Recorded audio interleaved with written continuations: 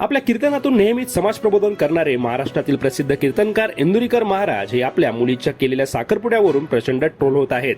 इतरांना लग्न समारंभामध्ये खर्च करू नका असं आपल्या कीर्तनातून सांगणाऱ्या महाराजांनी आपल्या लेकीचा साखरपुडा मात्र थाटामाटात केला अशी टीका इंदुरीकर महाराजांवर होऊ लागली.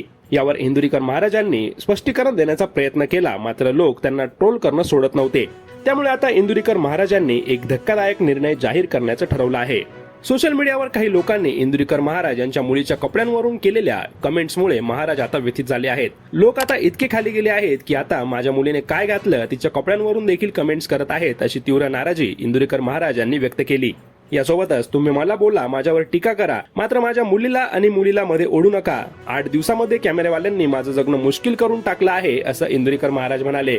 यासोबतच तुमच्याही मुली असतात, त्यांच्या कपड्यांवर कोणी अशी टिप्पणी केली तर तुम्हाला काय वाटेल असं भावनिक होत इंदुरीकर महाराज यांनी विचारलं आहे. साखरपुड्यातील कपडे नवऱ्याकडून घेतात की मुलीकडून हा प्रश्न त्यांनी उपस्थित करत लोकांच्या संवेदनशीलतेवरच प्रश्नचिन्ह उपस्थित केलं. इंदुरीकर महाराज यांनी सांगितलं की आता ते या सर्व गोष्टीला कंटाळले आहेत आणि 2-3 दिवसामध्ये एक क्लिप टाकून कीर्तन थांबवण्याचा निर्णय इंदुरीकर महाराज घेणार असल्याचं त्यांनी जाहीर केलं. बस झालं 31 वर्ष, आता कीर्तन थांबवण्याचा निर्णय जाहीर करणार आहे असं इंदुरीकर महाराज यांनी सांगितलं आहे.